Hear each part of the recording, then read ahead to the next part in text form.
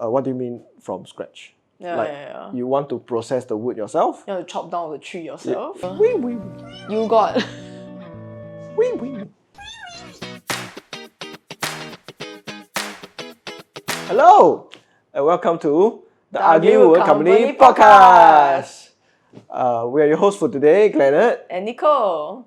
So Glennard, what are we talking about today? Today we are talking about design. So stupid. Wait. So what is design? It's so vague already. Okay, so what is design? Okay, so it's a very hard question to answer in a void. I think we can maybe start off with a story, right? So once I had a customer call in and they say that, hi, Ugly Wood Company, I'm looking to participate in one of your workshops. Okay, I'm looking to learn some woodworking skills. But then I want to do everything from scratch. So very naturally, right, I'm very confused. I replied the person, what do you mean from scratch? You want to process the wood yourself? You want to chop down the tree yourself? Yeah. No, I see that it sounds like a joke, but that's also what I'm thinking of. You want to go and collect the lumber? Yeah, you want to go and chop down the tree yourself, you want to collect the lumber yourself, you want to plant the tree. You want to process everything yourself. So I asked her, so like, what do you mean? Oh, it's a her? It's a her. Oh, okay. Most of my customers who call in are her. Oh, okay. So she asked me like, what do you want? I asked her, what do you... What do you want? What do you want from me? I asked her, what do you mean by everything from scratch? Okay. And she said, I just want to do everything from scratch lah. Because I went to another workshop from your competitor, XXX. And actually, right, all the wood they give me is already processed, it's already pre-cut. Then not much for me to do. Okay. I just need to kind of assemble them together. So in my mind, what I wanted to reply was, woodworking, a lot of it is assembling together. That's essentially what we do also, right? Like you have the have the planks ready and it's just assembly. I think assembly is the most fun part of woodworking. Like personally for me, because you see something go from flat to 3D, Even though it's a Lego. Yeah, it's like you are making a Lego. Yeah, but it's not finishing. It's not like the final layer of polish. But it's kind of essentially the step 2, step 3, and step 4 of like every job. It's the middle of every job. So to me, assembly is kind of like the most fun. But so she insisted I want to do everything from scratch. So I had to clarify. I had to have this like long conversation with her and clarify, what do you mean by from scratch? Do you mean you want to process? Do you mean you want I go and find a kind of tree, like a block of tree, and then you want to learn how to cut down to make? Because the class she wanted to do was like a small class. It was a memory box class. Okay. So are you telling me that you want to convert what is like a roadside a log, a stump into a box? Is that what you want?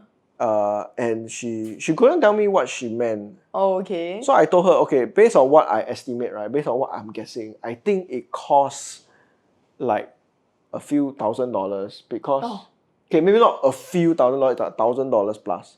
No, but considering our normal workshop, considering our normal rates plus is only 100 plus, like that is a lot because a lot of it is time. A lot of that is spent on the workshop time where you're using the machines, you're trying to get essentially what is a big log, chop it down into many smaller, thinner pieces, plane it to be smooth, and then cut it down some more. And then there's a lot of cutting and planing where you don't see what is the end result of what you're doing until like maybe day 3 or day 4. Oh, so long. A lot of it is like just if you were processing. really to do correct, because from scratch, quote unquote from scratch. Fundamentally, like what I'm trying to get with the story is like what that person is describing in terms of everything from scratch, the whole process from scratch. A lot of that is what I consider craft. So people often mistake what is the difference between design and craft. So which is something that we'll be talking about in this episode. Yeah, so mostly for today, we'll talk about what is the difference between design and craft, at least the way we understand it. So just now we were talking about craft. So craft pertains a lot to the techniques, the tools, the skill sets that you develop as you practice woodworking. So to give you some kind of idea, right? It's when you think about cutting a piece of wood, you think about there are many techniques to accomplish the same thing. You can saw it with a handsaw, you can saw it with a table saw, you can saw it with a jigsaw, and they all have different pros and cons, and they all have different results. Craft really is the ability and the skills, right, to firstly understand all these different techniques at your in front of you and decide what is the best for the goal you want to accomplish. I see that as craft. I see craft as 20 to 30% knowledge, 60 to 70% like technical knowledge, 60 to 70% experience and like muscle memory. Because there are some things, right, like I think even between the two of us, right, when we practice in our studio, there are some things that I would know, but I don't know how to articulate. And then you would see me, oh, you do it like this. How come you never explain to me? Oh, okay. And then I'm like, oh yeah, I didn't realize I was doing it like this, which is like the more efficient or the more correct way. Is there an example? I think cutting is the most straightforward, right? So like the technique to cut using a Japanese pull saw. Like in English, it's very long, right? Like there's a lot of things to explain.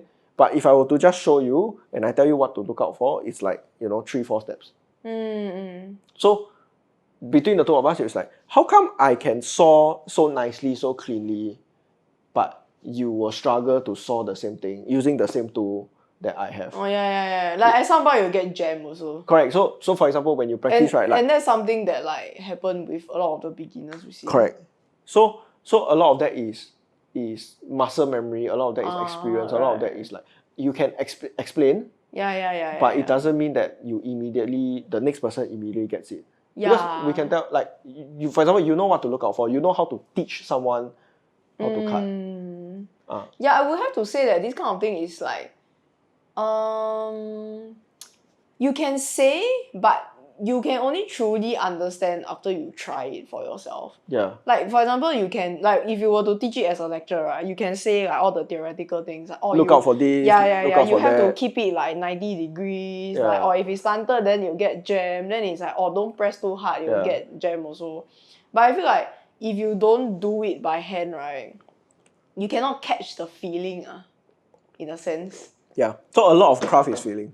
Yeah. A lot of craft is really in the feeling of it. Yeah. But not 100%. Some people also kind of they overestimate how much of it is in the unspoken like feeling and vibes of it.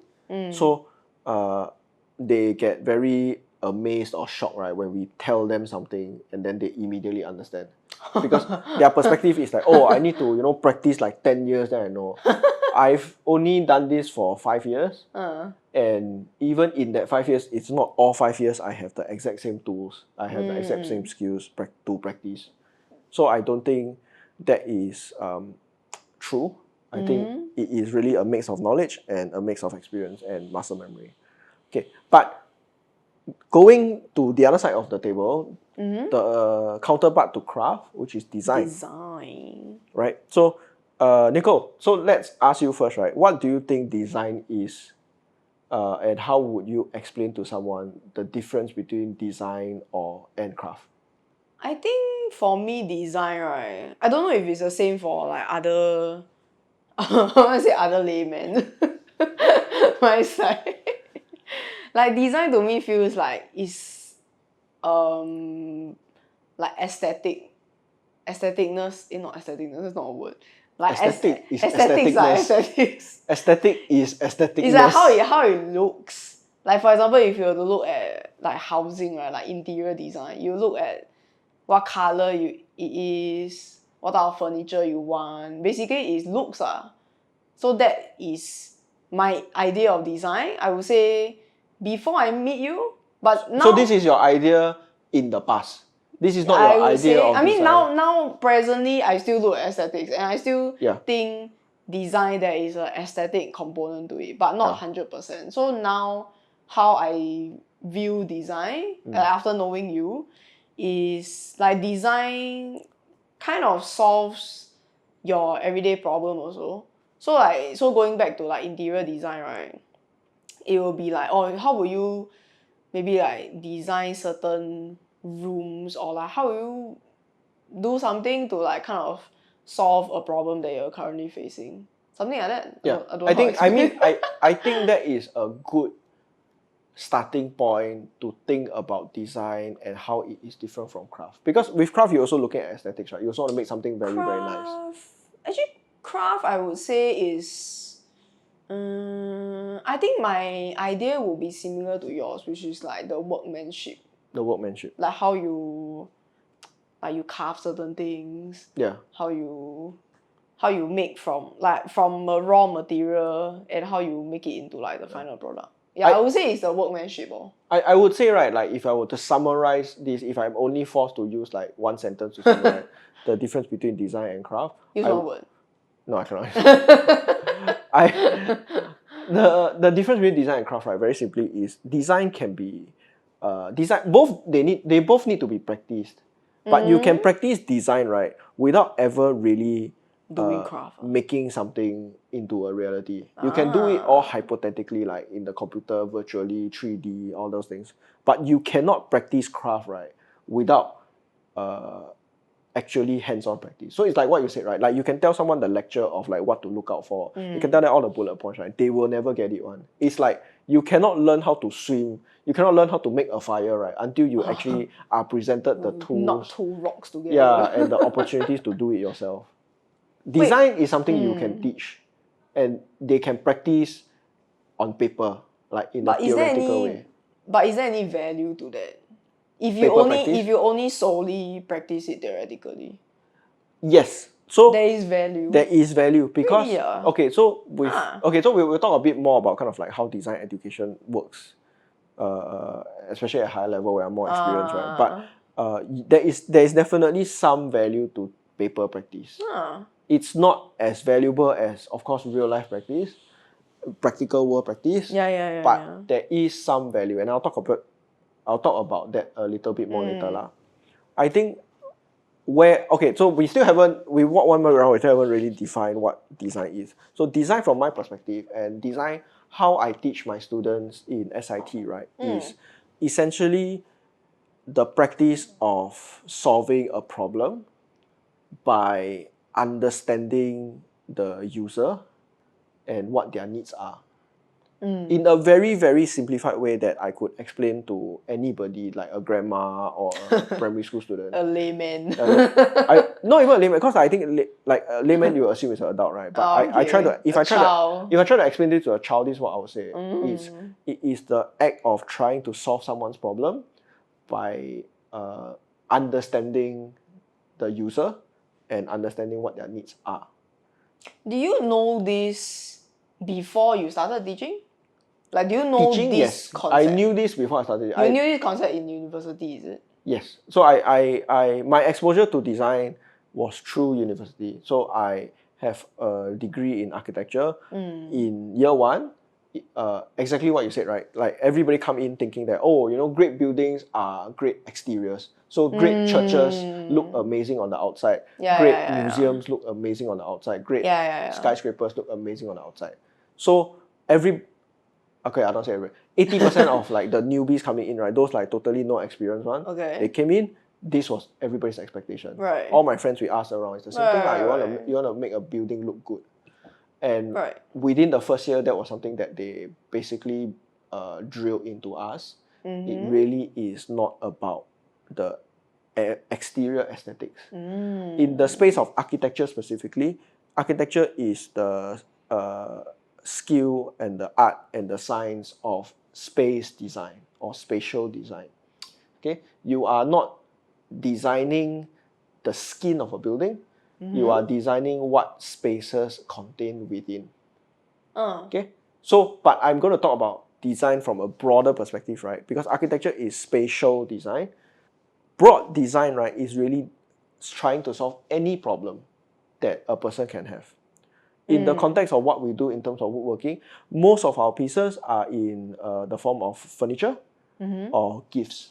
So you think about your memory box, your bookmarks, your coasters. They're all in terms of gifts. Everything that we design in our as a product, we are thinking of a very specific problem we want to solve. For us, the furniture we have built for ourselves, the problem has always been the lack of space. Singapore apartments are all very, very small. So we always think, right, okay, I have this, lifestyle, I have this hobby that I want to practice. Mahjong, puzzle building. Yeah. Okay?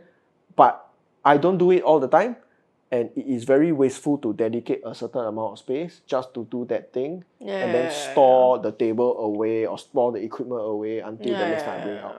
So in order to solve that problem, we develop furniture that solves that problem by multitasking, the Like normal dual functionality. the dual functionality of a dining table plus mahjong or a coffee table plus puzzle making space. So when we design furniture for ourselves, we actively have a problem in mind.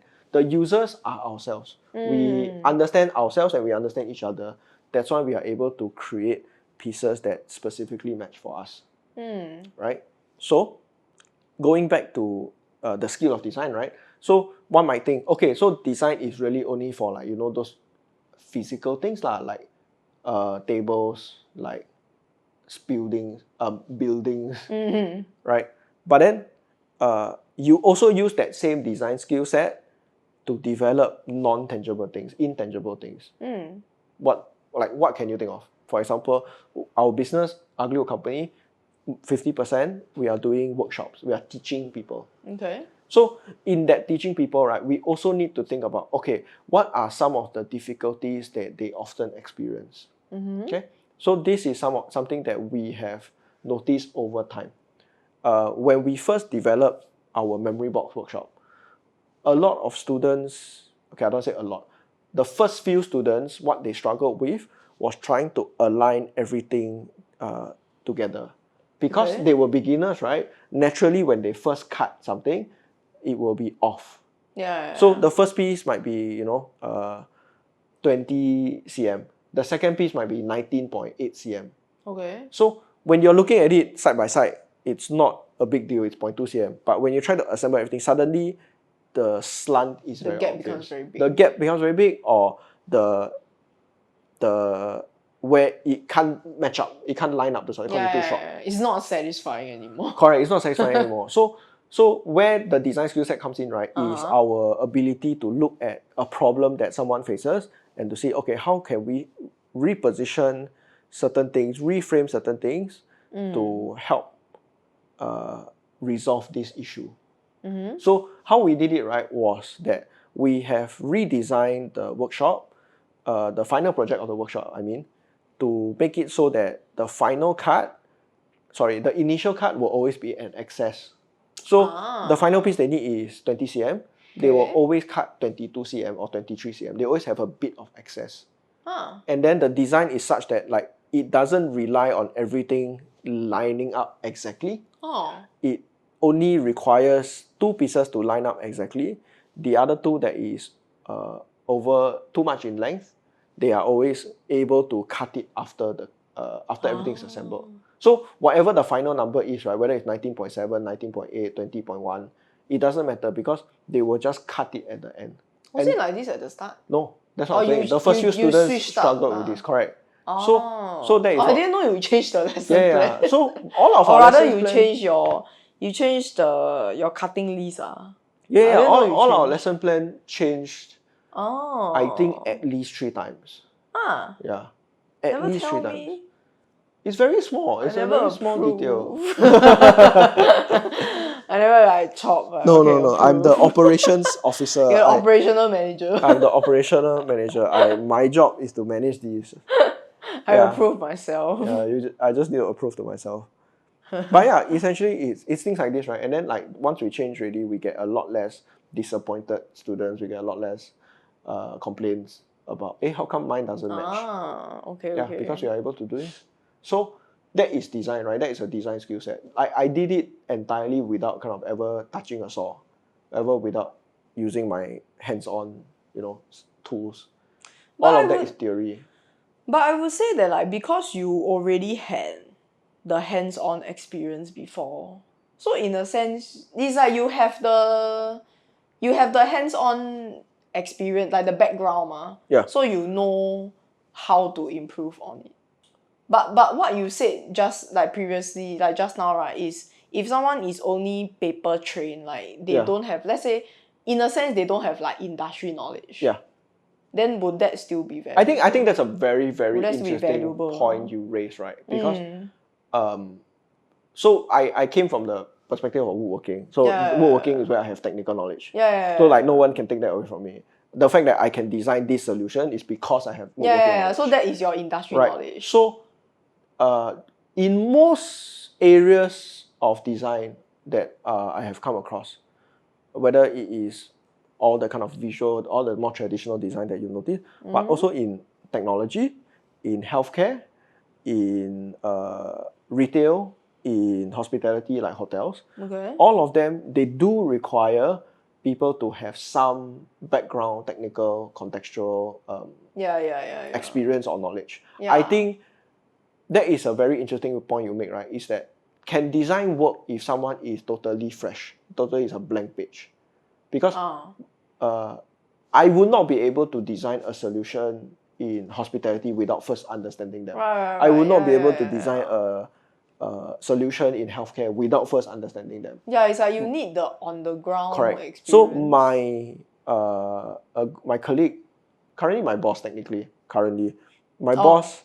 Your SIT boss Yeah, technically senior. Boss. She is she has won many awards in healthcare design. But she is not a medical doctor. She has never been in the healthcare She technically industry. her name is like her title is doctor because she has a PhD. Okay. She has a doctorate, but she's not a medical doctor. But how would someone like her develop healthcare design or healthcare products that are like award winning in terms of their design? Right. So where I would push back against that notion of like you must have technical knowledge, right? Is firstly, all this kind of contextual technical knowledge, right? They can be learned. Whether it is they can learn it through theory or they can learn it through conversation and interview and research. Both forms, right, of looking at paper, right? Whether it's looking at books, looking at lectures, looking at research papers, or talking to people, we consider that research. We consider that is the accumulation, gathering of knowledge. Okay? Because a designer can never come into any space, right, and say, oh, I know best. The whole point is that because it is the user's problem, the user in principle should know best. Right? So that is the first thing I would say lah. But the second thing I would say also, right, is okay, but then can you really on paper teach someone who is totally a blank slate coming into like university or polytechnic design? And that is where I would also push back and say no one is really truly a blank slate as one would imagine. I think we don't give enough credit, right, to the background experiences that students, even very young students, can have. So when you talk to students, right, like especially in your class, they all have a mix of different experience. Some people went to church. They may have organized some cell groups at church or some camps at church or some events at church.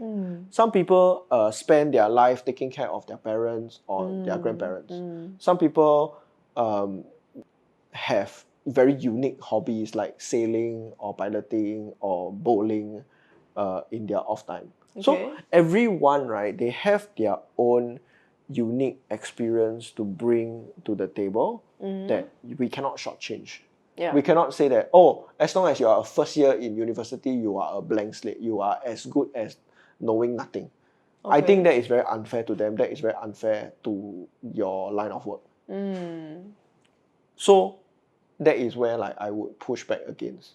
And I also think when you try to design anything, one of the things I like about design over what I previously wanted to do, which was engineering, right, was that if you get 10 designers in a room and you give them the same problem, you will come up with 10 different solutions, and all of them can be just as good. All of them can be incredible at implementation, and they will all be very different.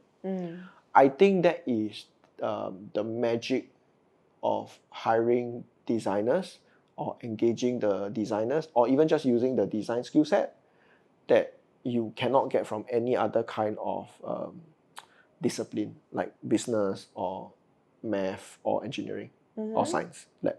Because I think that creative, that innovation, that energy of being different is what makes design a very unique case. In Singapore, I think people are very used to like, oh, what is the correct answer? Even with my students, right? People have this very natural tendency to kind of finish something, show something to me, and then like, oh, is this correct? Prof, is this correct? And on one hand, it's not wrong, but on one hand, it's like, is it really truly correct? But on some hands, there are clearly wrong There are answers, clearly wrong answers.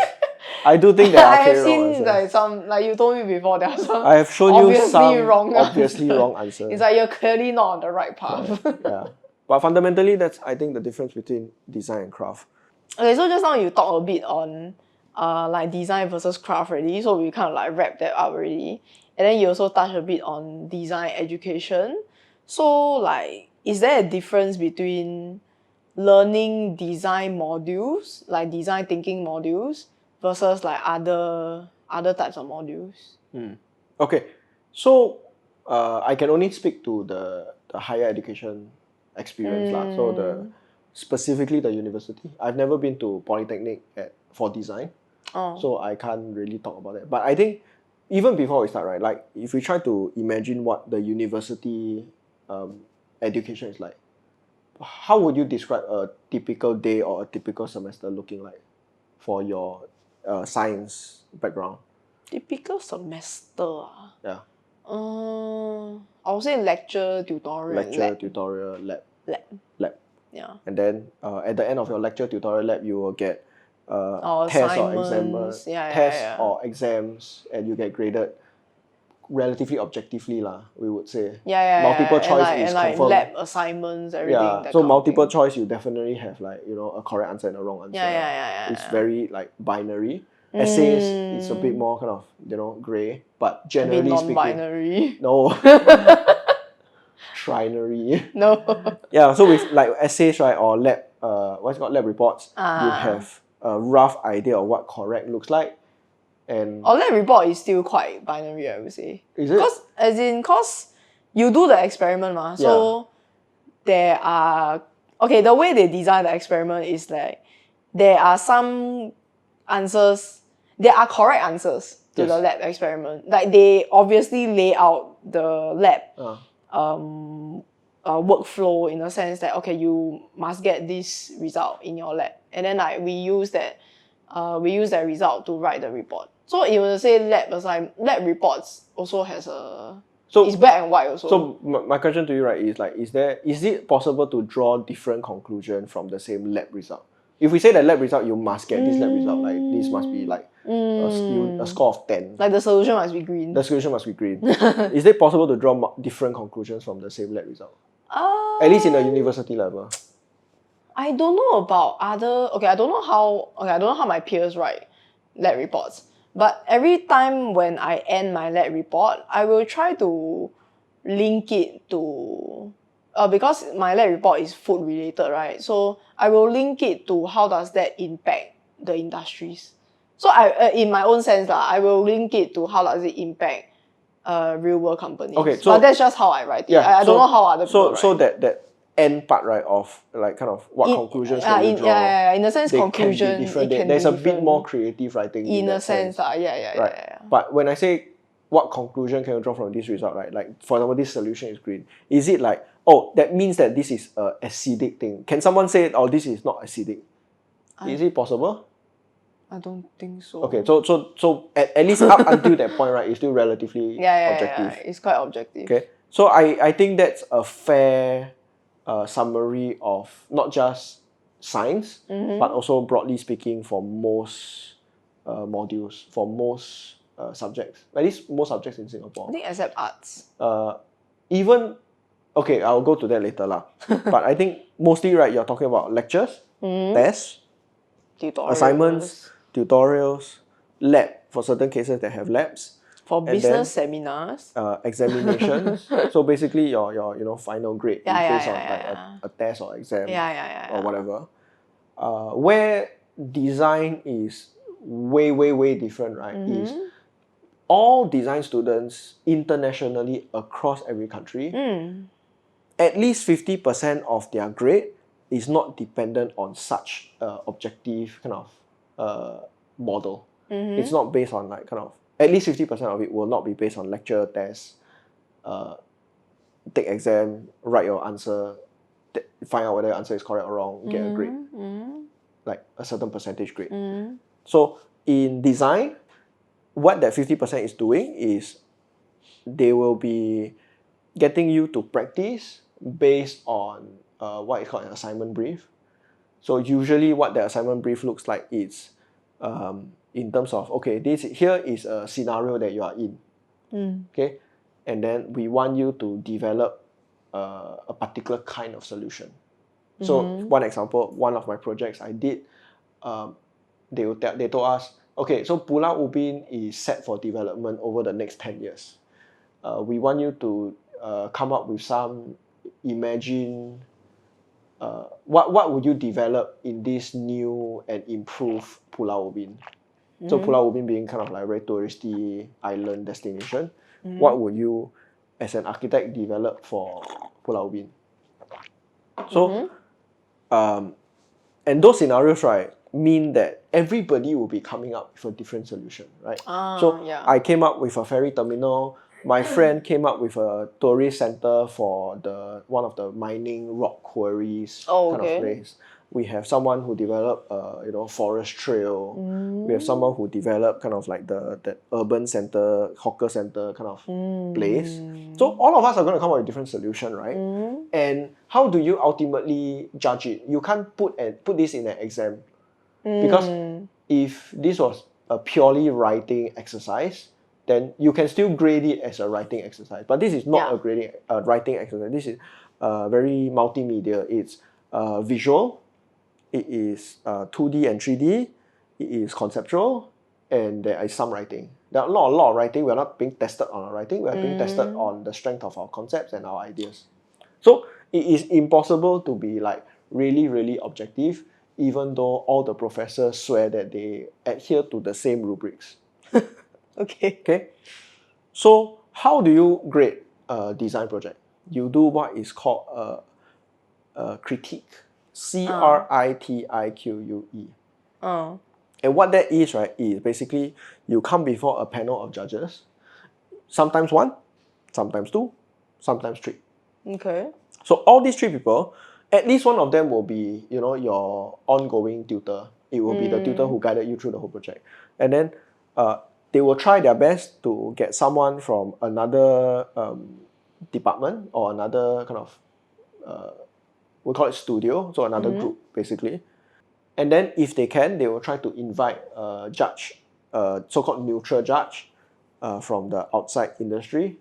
And all three of them are experienced in design, obviously. All three of them are experienced in their craft. And they know what they're doing. And the three of them, they will try to judge your presentation or your submission. Sometimes the presentation can be, I will stand in front of the judges and explain my concept. But there will be another kind of assignment where it's entirely based on the poster, which is entirely just whatever you pin on the board.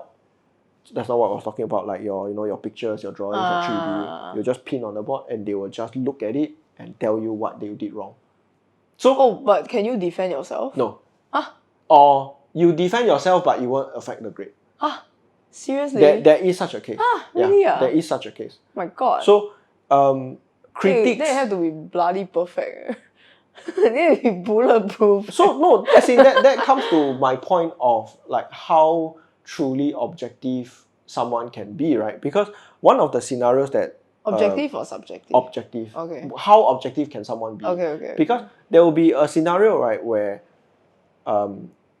someone puts up a poster, and one of the 3 judges see something that the other 2 judges don't.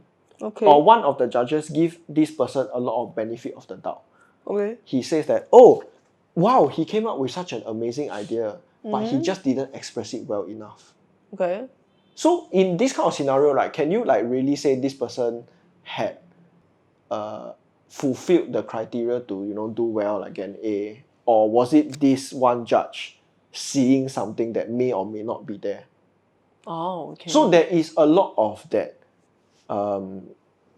subjectiveness, I find, which is impossible to remove from the practice of design. Because like I said just now, right, you ask 10 designers to develop a solution for the same problem, you will get 10 different answers. Yeah. Our job as panelists, as professors, as tutors, right, is really to kind of help each student be the best designer they can be. Yeah. And a lot of times that means, it can mean some people will take the approach of being very harsh. Some people will take the approach of, okay, I see something that could be, you know, a diamond in the rough. I want to polish it by encouraging you. Oh, So okay. it's very, very difficult to create design assessment in a very fair and objective way. Because you have so many professors across the whole cohort having very different perspective, very different background, very different personalities, right? So that is just in terms of the system. But that also means that like they can incorrectly interpret what Correct. you're trying to go for also. Exactly. So It feels very unfair. I have often we have discussed it among like kind of my classmates, right? We have seen that sometimes you can tell some professors are There's bias. over benefiting a certain kind of people, a certain group of people. Oh. Yeah. So it can, but we have only talked about the system. We have not talked about kind of like the culture around crit. Okay. Yeah. So crit being a short form for critique. So in crits, right, they are very, very harsh. So I came from I was a graduate in 2016, 2017. Yeah. So I did from 2012 to 2017, about 10 years ago. The culture revolving around crit, and from what I understand, revolving around the whole kind of architecture industry, right, has always been extremely negative and extremely cruel, I should say. Right. So one example, right, was when I was doing my first project, my very, very first crit with an invited guest. Very first time. I pinned my board up. The guest come and, you know, look at everybody's work. So I wasn't the first. I was like maybe second or third. Okay. He looked at my work. I was standing beside him. He looked at me. You are the student who did this project? I said yes. Is architecture your first choice? Oh. And I said yes. Uh. And he looked at the paper and he looked at me again. And then he walked away. And this was an example of someone who is, in terms of body language, quite neutral. In terms of like, there's no aggression, there's no shouting. And it already sounds like a very cruel, you know, sentiment to make to someone who is fresh-faced. Yeah. I had another friend who, in his third year, the professor was looking at his work. Is in his final third year project. He looked through, and then he looked at him and he asked him, how can this be the standard of a third year student? And that was when he decided to quit the program. Like he said to me that statement was the reason why he chose to quit the program. Can't the professors at least give some constructive feedback? I feel like there's no point in saying this kind of like remarks, right? And then you don't tell them what you don't tell them firstly what is wrong, and then like you don't tell them how to improve. Okay, even if you don't tell them how to improve, I feel like you should at least tell them what is wrong, right? True. It's not very helpful to just give this sort of remark, and then like you just kind of demoralizing the student only. Of course, I'm summarizing. Maybe they did give some constructive. Yeah, for you, feedback. as in for your own experience, that for person, mine, no. that person that was the first year. That was one. Yeah, one exactly. Out of so it's like many projects. Yeah, exactly. But it's like that person didn't give any feedback at all. Yeah. So that So really then you're left there to like kind of wonder, wait, what does this mean? so that really is the culture of kind of the design. That's rude. Education. But of course, that's something that I'm working to change now that I myself am teaching. So You're in the bellies of the system. yeah, so I think the two things you said are exactly true, right? It's like when every time I give feedback, I will tell my students, I am only critiquing your project. I'm only critiquing your work. This is not a Personal attack. attack on your choices, your personality, your ethics, whatever. It is just this is where I think this project could have improved. Okay, and I also question them a lot. I push them a lot because I want to know why they did it a certain way, why they made this certain decision to go in this certain direction. So culturally, I'm changing a lot, but I think it is unavoidable that I perhaps was influenced by some of the language that they use. It is something that I have to actively, because you were in that system for 5 years, right? Inevitably, when you are tired or disappointed at someone, you will kind of fall back to very old habits. I think it's unavoidable, and I recognize that in myself. So that is something that I try my best to avoid doing. Especially with the students I teach, right? They are not design students. A lot of them are. They can be like medical students. They can be accounting students. They can be computer science students. They are not prepared to handle the mental, the harsh reality. the psychic attacks that design education can bring about. So we don't. Especially me, I don't bring it upon them.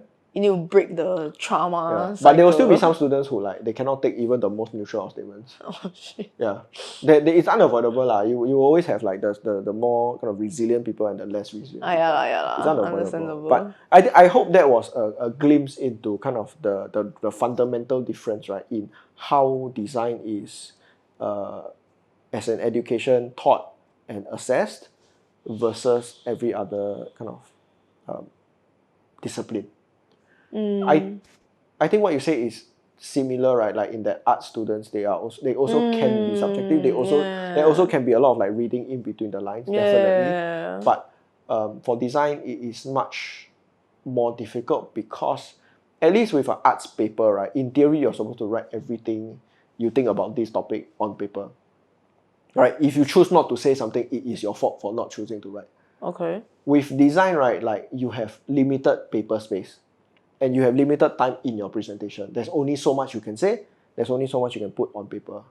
You cannot put everything because sometimes even putting everything is a disservice to yourself.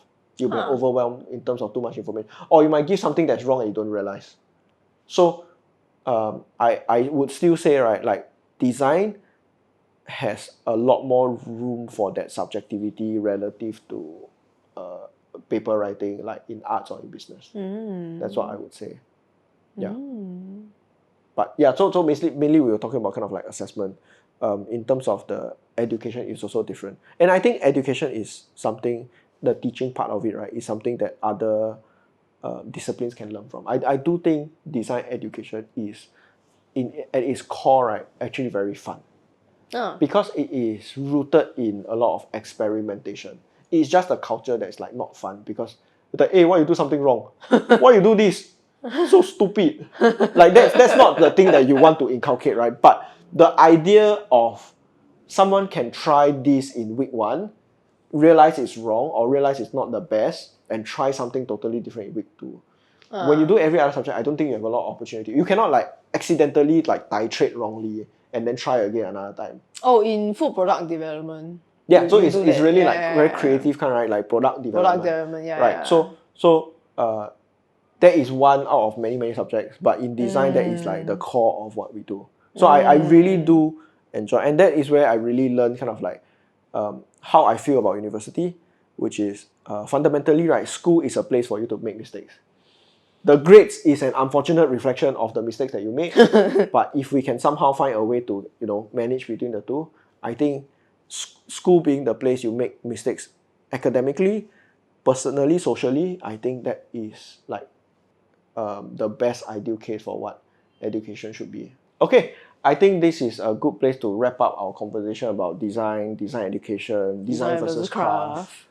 And so let's give our audience our unsolicited advice. Every week we will try to give some unsolicited advice to our audience. And this week I will be the one giving. Okay, so my advice is, it is currently March. when we air this episode, it will be early weeks of April. Don't forget about your New Year resolution. Throw away your snacks if you're trying to diet. So stupid. Thank you for listening to the Ugly Wood Company podcast. We'll be back next week with another exciting episode. In the meantime, if you're interested in booking our services, please go to our website at www.uglywoodcompany.com and use the coupon code UWCPodcast for 10% off. That's UWCPODCAST. Links in the description. Till next week!